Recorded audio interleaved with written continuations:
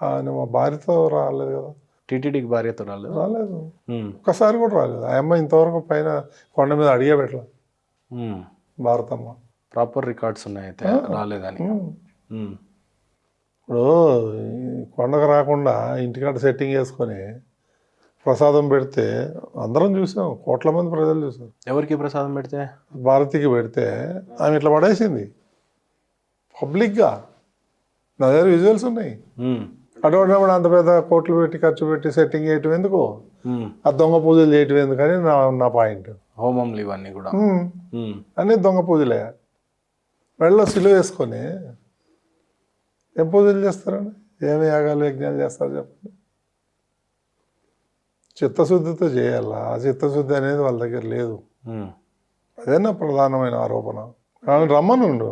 ఇప్పుడు ఈ బ్రహ్మోత్సవాలకి ముఖ్యమంత్రి పట్టుబడులు ఇవ్వాలి, సతీ సమేతంగా రావాలి, మన మాన్యువల్లో ఉంది భార్య ఉంటే. మరి అవి ఎందుకు రాలేదండి ఒక్కసారి కూడా 5 ఏళ్లలో? 5 ఏళ్ళలో ఒక్కసారి కూడా రాలేదు అయితే. ఆమె రాదు, వాళ్ళ అమ్మ రాదు, ఎవరు రారు. అక్కడ ఏదో ముఖ్యమంత్రి కాబట్టి ఆ వేషం వేసుకొని వస్తాడు తప్ప అంత భక్తి లేదండి వాళ్ళకి. సో అఫీషియల్గా మీరు అనౌన్స్ చేయదలుచుకుంది ఏంటి అని అంటే ఖచ్చితంగా క్రిస్టియన్ ఫ్యామిలీ జగన్మోహన్ రెడ్డి గారితో అని అంటారు. 100% ఆయనే చెప్తాడు కదా, నేను చెప్పేది ఏముంది. ఆయనే చెప్తాడు క్రిస్టియన్. నేను రోజు బైబిల్ చదువుతారా 4 గోడల మధ్యన అంటాడు కదా, ఆయన డైలాగ్ అది. నేను దాన్ని తప్పబట్టట్లా. చదువుకో, నువ్వు 24 గంటలు బైబిల్ చదువుకో, ఎవడు వద్దన్నాడు. ఇక్కడికి వచ్చేటప్పుడు కొన్ని ఏమైనా నిబంధనలు ఉన్నాయి హిందూ సాంప్రదాయం ప్రకారం, దాన్ని పాటించమంటాం. అంటే డిక్లరేషన్ అన్న సూటిగా ఇవ్వమంటారు మీరు, ఐదర్ నేను హిందూని అంటానా క్రిస్టియన్ అంటారా అని పబ్లిక్. నేను వెంకటేశ్వర స్వామి మీద నమ్మకం ఉంది అందుకనే నేను వచ్చాను అనేది డిక్లరేషన్ ఫామ్ పెట్టాలా, సంతకం పెట్టాలా. అది పెట్టడు, మేము అలా చేయం. జగన్మోహన్ రెడ్డి గారు చేయలేనిది చంద్రబాబు నాయుడు గారు చేసింది ఏమన్నా ఉంది తిరుపతి తిరుమలలో అని అంటే? మొత్తం చంద్రబాబు నాయుడు ఎన్టీ రామారావు అని చేసింది ఎవరేం చేశారు? ఇప్పుడున్న సిస్టమ్ ఏదైతే ఉందో, వెంగమామ అన్నప్రసాదం, ఈ క్యూ కాంప్లెక్స్లు, ఇక్కడ ఉన్నటువంటి గార్డెన్స్, ఇవన్నీ కూడా ఎవరు కట్టారండి? టీడీపీ గవర్నమెంట్లో కట్టారు. వేరెవరు కట్ల, ఒక రూమ్ కూడా కట్ల.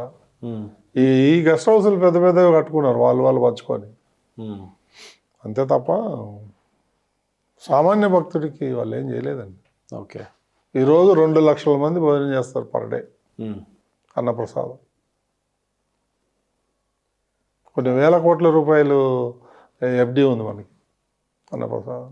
సాధారణంగా చెప్పాలంటే సార్, ఆంధ్రప్రదేశ్ చాలా క్లిష్ట పరిస్థితుల్లో ఉంది అని అంటారు. ఎందుకంటే మత మార్పిడులు చాలా హెవీగా జరుగుతున్నాయి. గత 10 సంవత్సరాలుగా ఇంకెక్కువ జరిగింది అని. బాధాకరమైన విషయం ఏంటంటే తిరుపతిలో ఎటు చూసినా చర్చలు కనపడతా ఉన్నాయి. తిరుపతిలో ఉంటే దాన్ని మనం ఏం చేయలేము. అది కానీ పుణ్యక్షేత్రమైనటువంటి సాక్షాత్తు తిరుపతి కాస్మోపాలిటన్ సిటీ అండి. తిరుమల అంటేనే తిరుపతి కాస్మోపాలిటన్, ఎవరన్నా ఏదన్నా చేసుకోవచ్చు, తిరుమలలో మాత్రం అలా లేదు. సో ఈ అత్యధికంగా జరుగుతున్న మత మార్పిడిల పట్ల మీ స్టాండ్ ఏంటంటే ఏం చెప్తారు? ఇప్పుడు 5,000 టెంపుల్స్ కడుతున్నాం. ఈ దళిత వాడల్లో ఎక్కువ కాన్సన్ట్రేషన్ చేస్తున్నాం. ఈ ఆర్ఎస్ఎస్, విశ్వ హిందూ పరిషత్, బజరంగ దళం వీళ్ళందరూ సహకారం తీసుకొని 5,000 టెంపుల్ కట్టాలని ప్రణాళిక తీసాం. ఆల్రెడీ స్టార్ట్ చేసాం.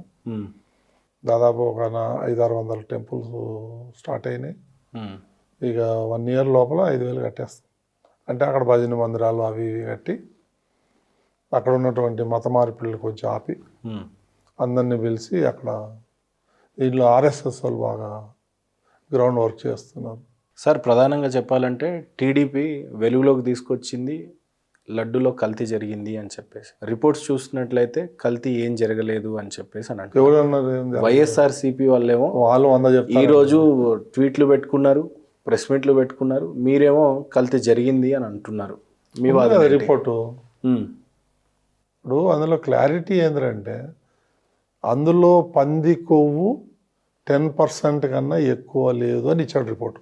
అది ఒకటే వార్డులో. అంటే 9% ఉంది అని అర్థమా? 9.9 ఉన్న ట్రేస్ కాదు అది. అది ఎవరైతే టెస్ట్ చేయించారో 2 సైంటిస్టులు వేరే కంపెనీలు పనిచేస్తూ ఉంటే వాళ్ళని టీటీడీ జగన్మోహన్ రెడ్డి అపాయింట్ చేశాడు. వాళ్ళు వెళ్ళి ఈ కండిషన్ పెట్టారు. అసలు మైక్రో లెవెల్లో చెక్ చేయాలి కదా. ఒక 5% ఉంది, మళ్ళీ ఇంకొక 10% 20% ఎద్దుకో ఉంటుంది.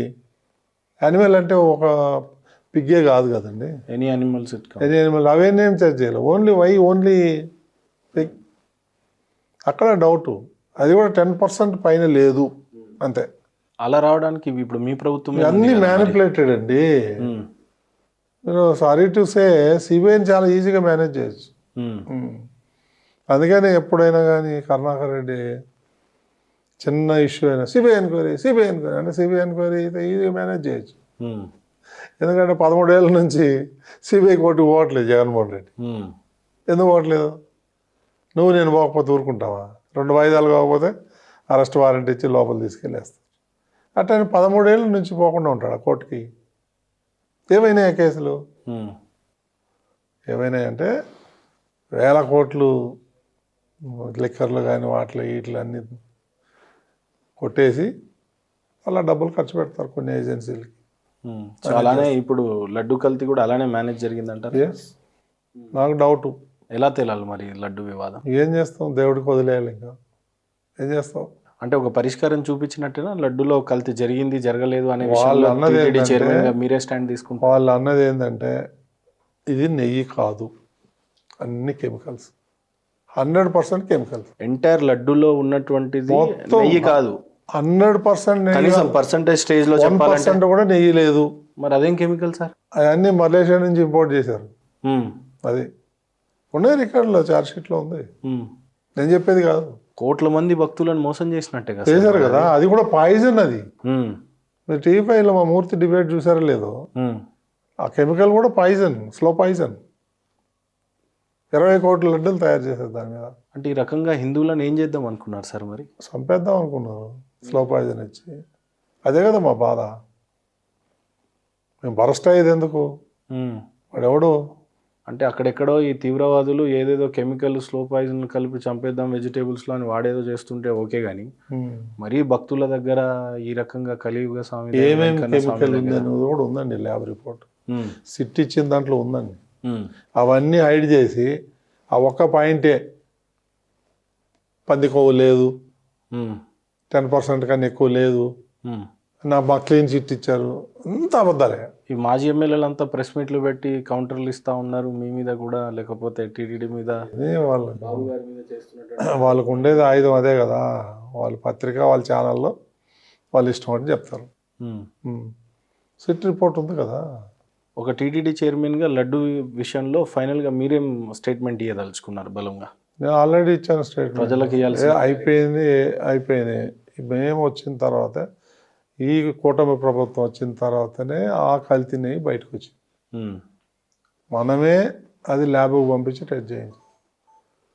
ఫస్ట్ అహ్మదాబాద్ పంపిస్తే ఇందులో మొత్తం కల్తీ ఉంది, అనిమల్ ఫ్యాట్ ఉంది అని వచ్చింది రిపోర్ట్. దాన్ని పట్టుకొనే చంద్రబాబు నాయుడు అండ్ పవన్ కళ్యాణ్ స్టేట్మెంట్ ఇచ్చి ఇది ఫ్యాట్, అనిమల్ ఫ్యాట్ ఉంది అని. ఆ రిపోర్ట్ అది గవర్నమెంట్ ఆఫ్ ఇండియా ల్యాబ్. అది మరి ఇప్పుడు కూటమి ప్రభుత్వం ఒక స్టాండ్ ఏంటి లడ్డు పట్ల? పిలుస్తున్నట్ట, ఇంకా ముందుకేమైనా తీసుకెళ్తున్నట్ట, ఇంకేమైనా ఎంక్వైరీలు ఉన్నట్ట? వాళ్ళ అధిష్టానం చూసుకుంటారు. ఇప్పుడు ప్రత్యక్షంగా ఇప్పుడు లేటెస్ట్గా వార్తలు వస్తున్నటువంటి ఏంటంటే ఈఓ గారిని ట్రాన్స్ఫర్ చేయటం. ఇలాంటి ఈఓ మళ్ళీ అనిల్ గారిని అంతకుముందు వైఎస్ఆర్సీపీ పంపిస్తే మీ టీడీపీ ఏరుకోరి తీసుకొని వచ్చారు. మరి అలాంటి ఈఓని తాత్కాలికంగా బదిలీ కింద చూడొచ్చా? వేటు అని చెప్తున్నారు. ఈ వేటుని ఏ రకంగా చూడొచ్చు? ఆ చార్జ్ షీట్లో ఆ రోజు అనిల్ కుమార్ సింఘాల్ ఏదైతే టెండర్ డాక్యుమెంట్ని ఏదైతే రిలాక్సేషన్ ఇచ్చారో అప్పుడు ఆయన ఉన్నాడు అని ఆయన సంతకం పెట్టలా. ఆవిడ అడిషనల్ ఈఓగా ధర్మారెడ్డి ఉన్నాడు. ఆ నోట్ 5లో ధర్మారెడ్డి పెట్టాడు సంతకం, అనిల్ పెట్టలా, సింఘాల్ పెట్టలా. కానీ ఆ సిట్ ఏంటంటే ఈ అనిల్ కుమార్ సింఘాల్ నోటీస్లో ఉంది, ఇంకొక ఇద్దరిని పెట్టి వాళ్ళ మీద యాక్షన్ తీసుకోండి అని ఒక రికమెండేషన్ ఇచ్చారు. సో సిట్ ఇచ్చింది కాబట్టి గవర్నమెంట్ ఆ నిర్ణయం తీసుకుంది. బట్ నాకు తెలిసి మాత్రం సింఘాల్ ఈజ్ వెరీ ఆనెస్ట్. ఆయనకి అవసరం లేదు ప్రస్తుత ఈఓ గారు. మన సీఎంఓ సుబ్బారెడ్డి పిలిచి దీన్ని ఇట్లా రిలాక్స్ చేసి అప్రూవల్ చేయి, రిలాక్స్ చేసి పెట్టింది ఫైనల్ డిసిషన్ బోర్డు మీద. కానీ చాలా బోర్డు కదా తీసుకుంది నిర్ణయం.